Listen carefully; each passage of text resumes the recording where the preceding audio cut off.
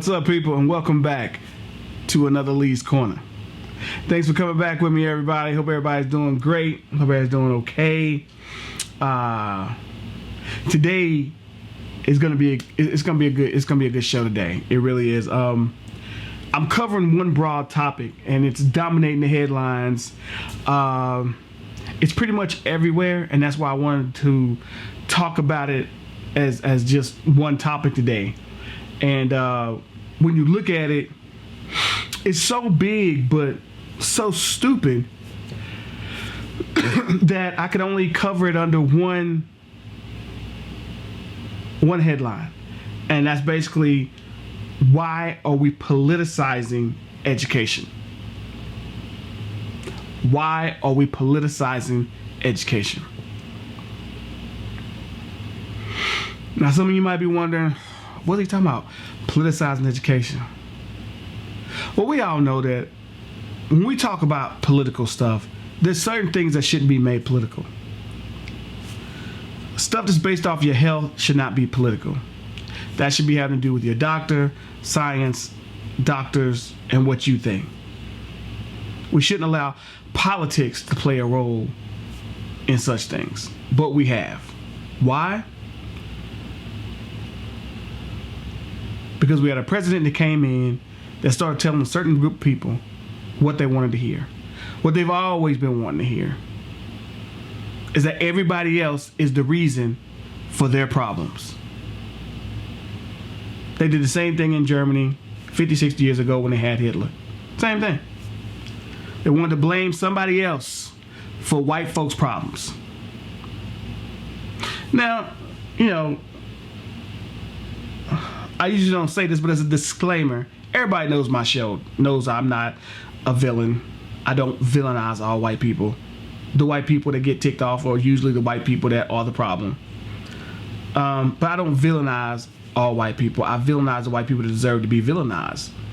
These racist, white privilege,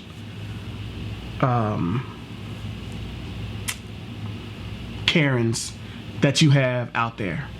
And people think Karens and all this stuff is something new, but it's really not. This stuff has been going on for a long while, and it'll die down for a little bit, and then it'll come back up when you get a white wing person who starts telling them more of what they want to believe.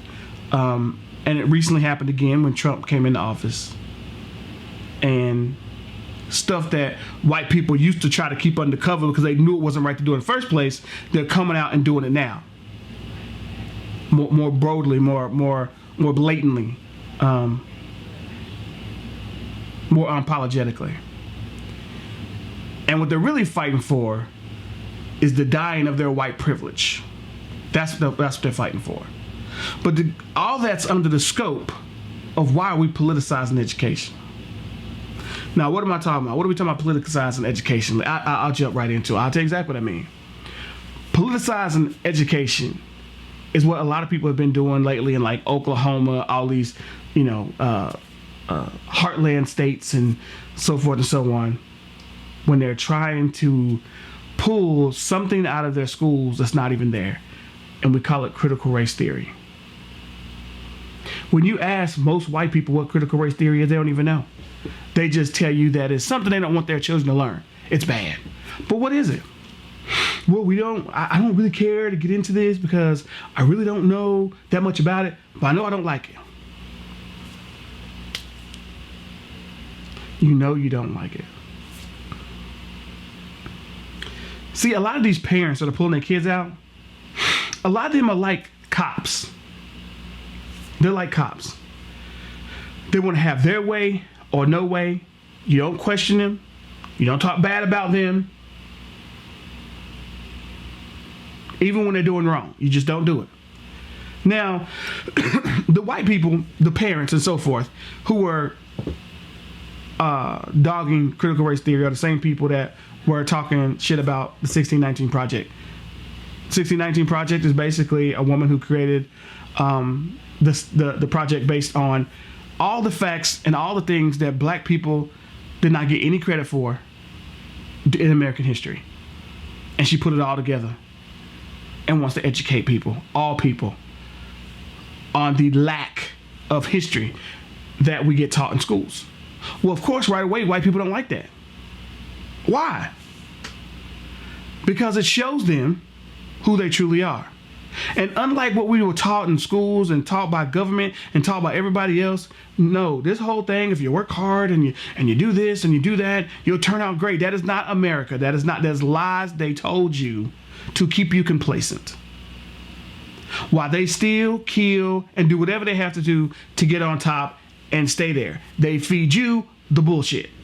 The same thing is going on today is the reason why they don't want American little white kids from K through 12 to know the truth.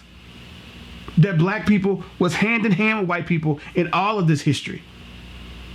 That you couldn't have tied your fucking shoes if it wasn't for black people. But they don't want you to know that. Because as long as you believe, as long as white people from K through 12 believe that they are the guardians of the United States and of the world, and if they've done nothing wrong but help people, that's all they've done. They've not done anything wrong, but they help people. And with this, that, and the other, when they find out in the history books that their great-grandfathers and grandmothers and all this had slavery, had Jim Crow, had redlining, had banks redistricting places to try to gentrification, and all these other things that were used, police brutality, racism in the criminal justice system, racism in medicine, not giving black people the same meds that you give white folks, thinking that we're superhuman. They got a broke leg, I got a broke leg. You give him some real medicine, some pain medicine, you give me aspirin. That's not fair. That is not fair. But once you start teaching white kids K through 12, they're afraid of that revolution that may occur in the mind. That's why they're fighting against it right now. That's why they're giving you lies about, well, you're telling us making our children hate themselves. Really? How is telling the truth going to make your child hate themselves? Because you know the truth and you don't like it. That's why you don't want your children learning about it. You don't want your children learning all these horrible things that your ancestors did. You don't want them learning how powerful black people became despite the racist country that they grew up in. These places and places that you grew up in, like Oklahoma, and even schools where I went through. And I had a lot of black people in my school, but not as much as white folks. But they went to school always thinking that they were fine, they were upright citizens, their parents were right and upstanding citizens, nothing to be ashamed of, they were great. Now, I'm not saying that black people went to school ashamed of anything. But America doesn't really teach you to love yourself either. And I know some people, well, it's not America's problem, it's your problem. Well, I get all that. But if it's our country too, America should represent us and make us feel good too, right? In the history books, our accomplishments. We shouldn't have to take separate black courses to learn what we did in America, because black history is American history. Black history is American history. But they don't teach you that in American schools. And the reason is, when black people know their power from K through 12 and white people learn how fucked up their grandparents and ancestors was K through 12, they're afraid of that shift. They're afraid of that shift and revolution and evolution in the mind. They're afraid of that. White kids are already talking back to their parents and already telling them when they go to college that, hey, we did some fucked up shit. And you know what the grandparents them say? Hey, it was a different time. Hey, even though it was a different time, don't mean you lost your mind. You knew what was wrong then, and you went ahead with it because you were a coward. That's exactly what it was. Oh, it was a different time. It was a different time. Okay, well, let's put your ass back in that time. Okay? How about it's a new day now? How about we go to this day? Oh, no, I don't want to be uncomfortable. I don't want my white children to be uncomfortable. Let me give y'all a couple things of what I'm saying here.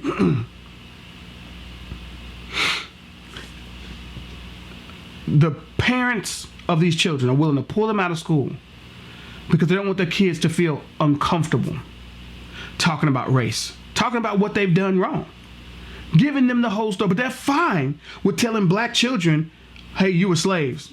Hey, white folks freed you. They're perfectly okay with that. Now, you have some schools that say, hey, we don't want to do that either. We don't want to make you feel bad either. So let's just erase all the bad things. As if this is to say, hey, we all get a fresh start. You weren't slaves. You were immigrants with jobs. We weren't your master. You were immigrants with jobs. That way it makes us look good. No. Don't go fading history. No, you don't like revised history, right? So don't revise it now. Just tell the whole thing. You know, that thing of what you're scared of. Me personally, I'm like, pull your little techie ass kids out of school. I don't care.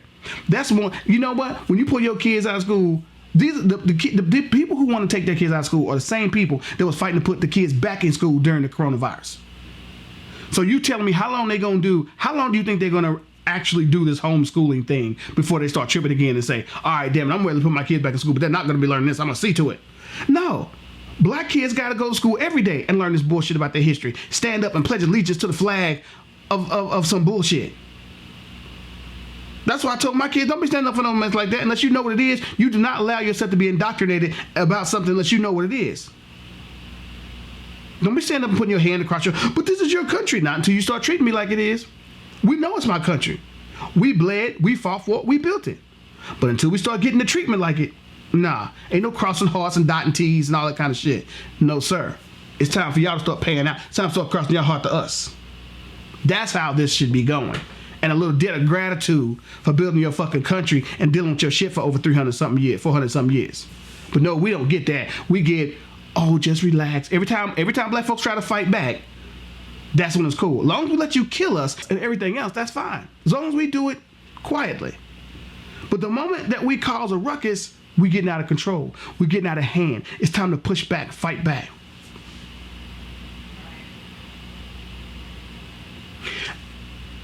America even went so low as to take in a president who said two women grab him by the pussy, and there were still women that grabbed him. He got over 74 or 78 million votes. But y'all can't stay in Farrakhan. If I'd say grab women by the pussy today, as I was running, or something like that resurfaced, even the Democrats would drill me out of business. Nope, you gotta go. And that's the sad part about it.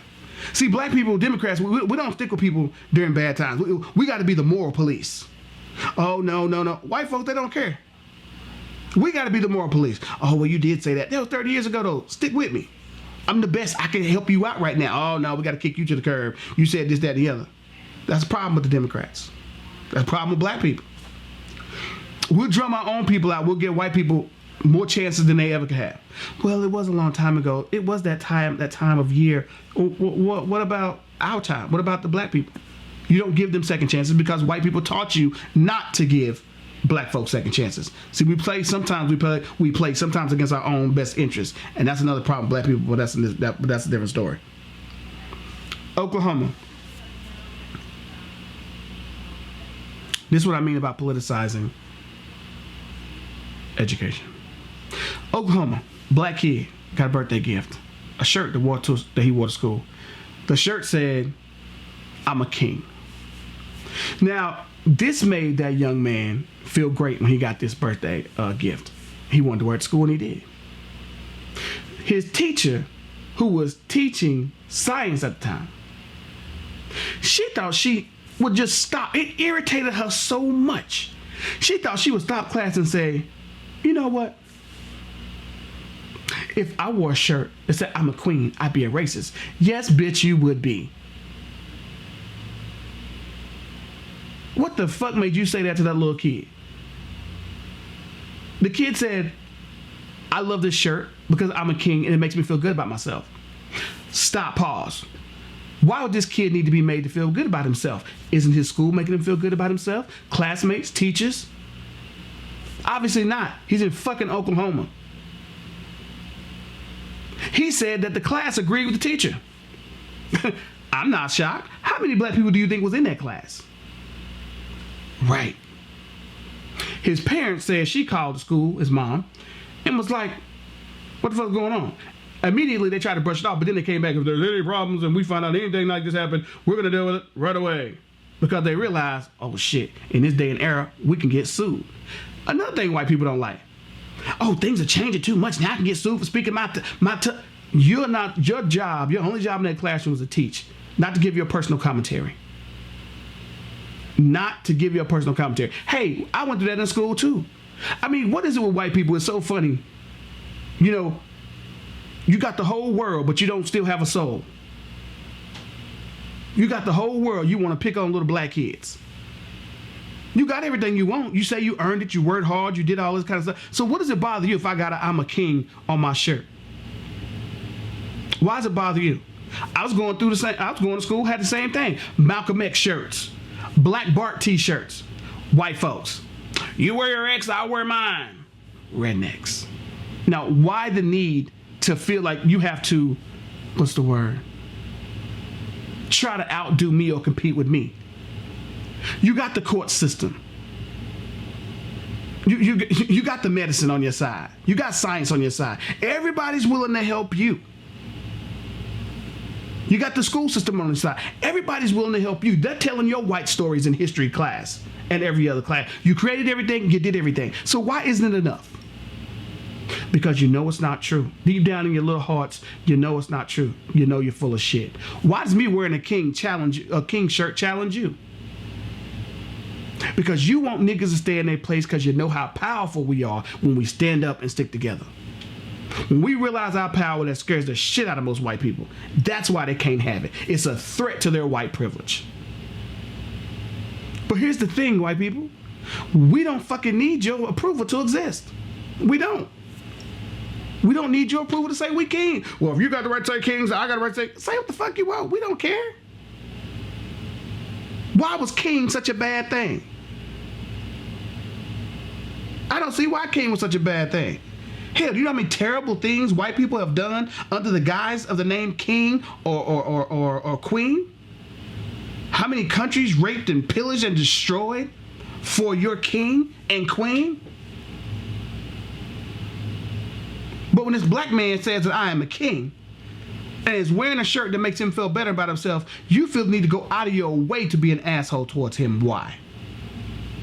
Because you are threatened by a middle school black child who the power in his mind that you know will make him go further than being a dumbass, stupid, retarded, mindless science teacher that don't have nothing better to do than try to pick on somebody way less than half your age. And it shows basically just how badly she feels about herself. They can't stand when we fit together, when we come together, and when we feel good about ourselves. That's what I've noticed. And even the children, when I went to school, they didn't like it either. White kids didn't like it.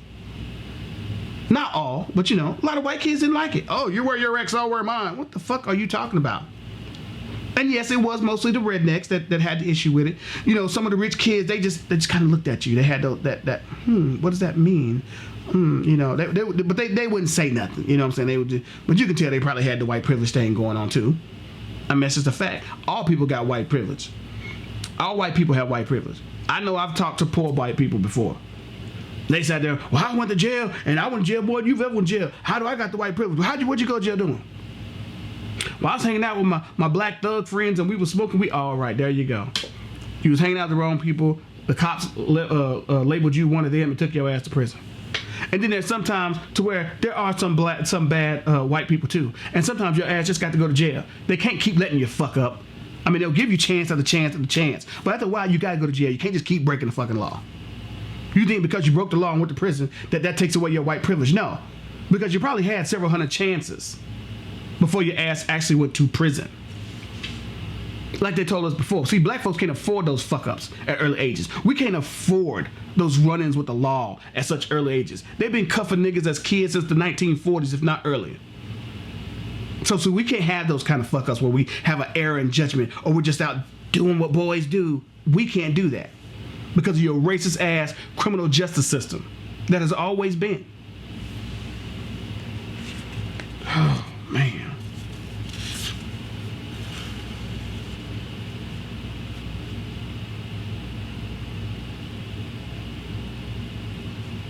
I just don't understand the fragility of white folks.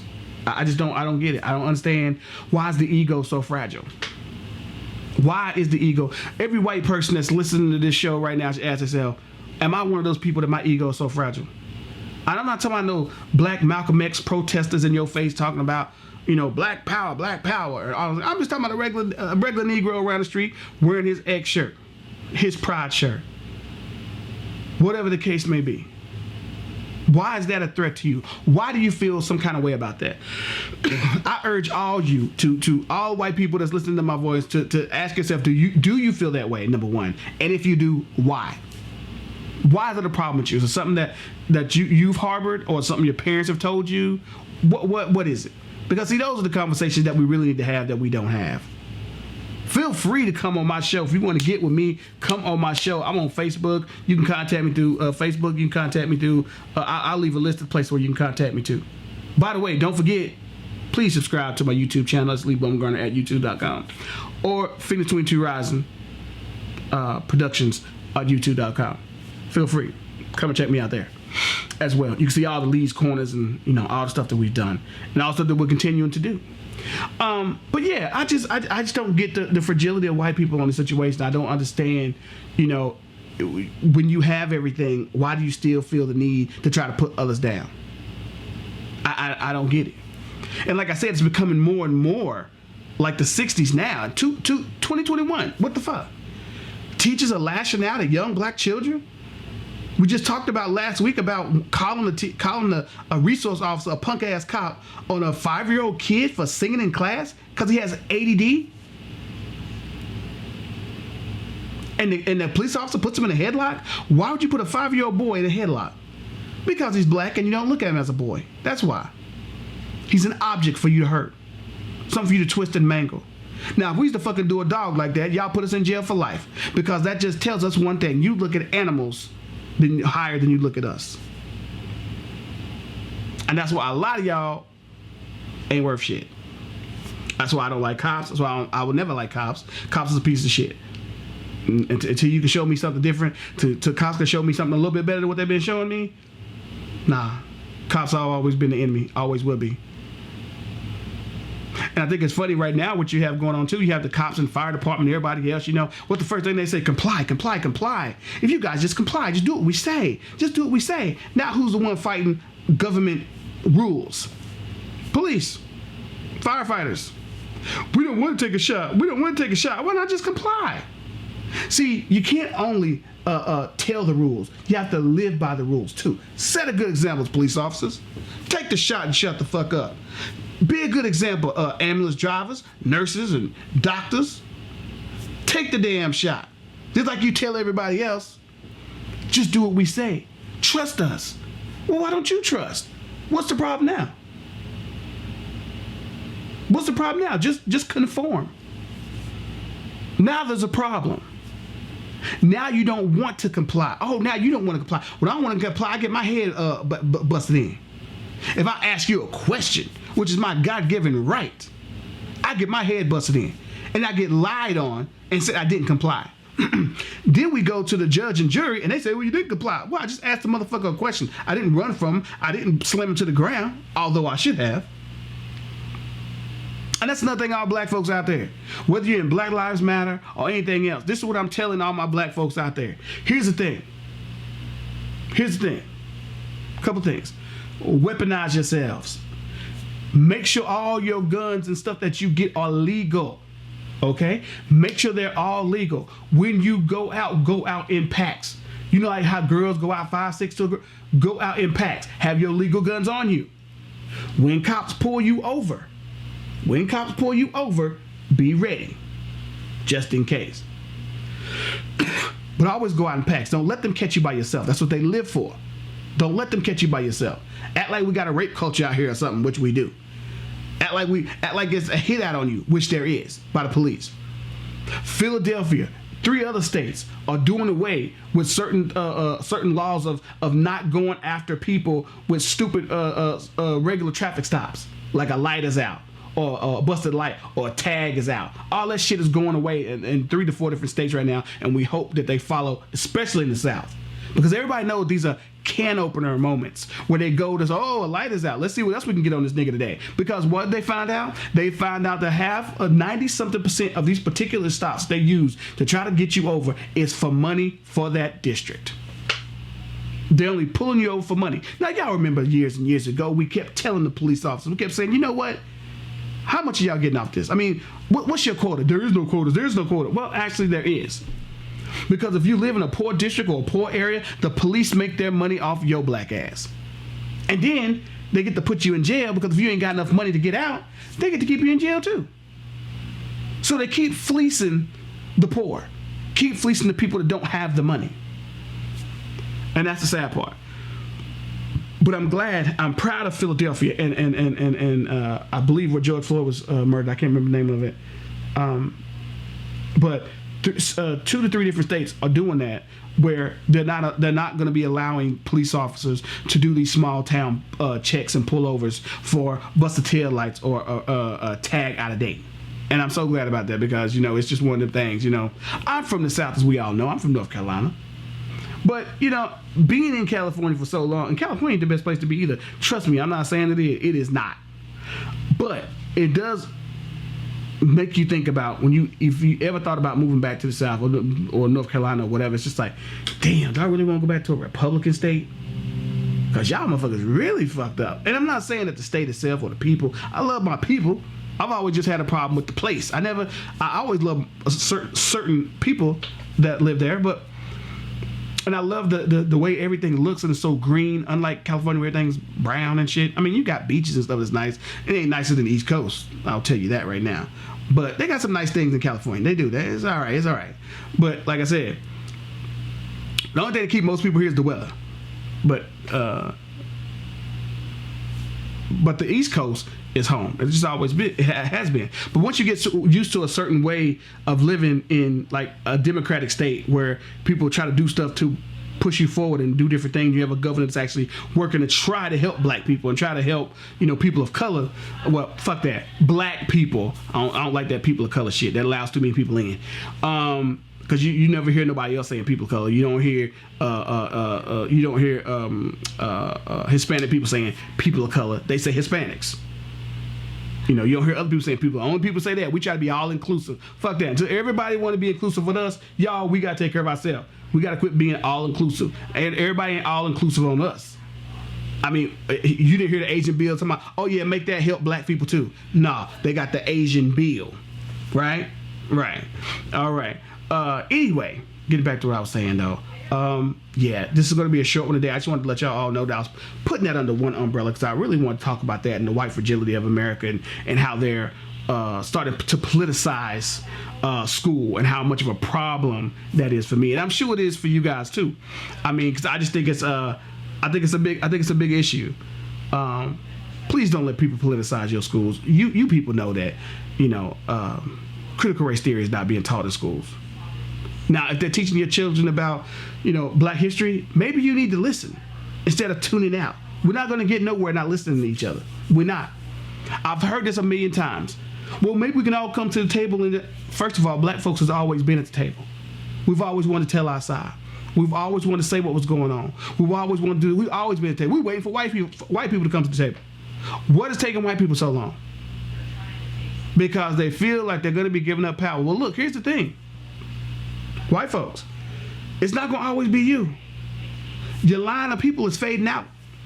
Black and brown is taking over. I mean, what you going to do then? I know you're trying to ensure that there's some Mexicans and other people that are, Latino white that's going to come to your aid. I understand what you're trying to do now. We got some in the Senate and Congress that's like that. Marco Rubio, he's a white dude. And the other one, he's a white dude. They claim they Hispanic. They white. Because their politics are for white people. You would think they would be to help Hispanic people, but they're not. They're there to help Europeans. Anyway, that's my time, guys. I really appreciate y'all joining from the show today. Don't forget, like I said before, check me out at YouTube. Lee Bumgarner on YouTube. Go ahead and subscribe. And you can check me out on Facebook, Instagram. I'm there, Lee Bumgarner. Phoenix 22 Rising Productions is on there. The movie P.S. Nowhere is still out. Phoenix 22 Rising. Phoenix22rising.com. Make sure y'all go check it out. All right, guys. Be sure to come back and join me once again on Lee's Corner, where we talk about the things you want to talk about.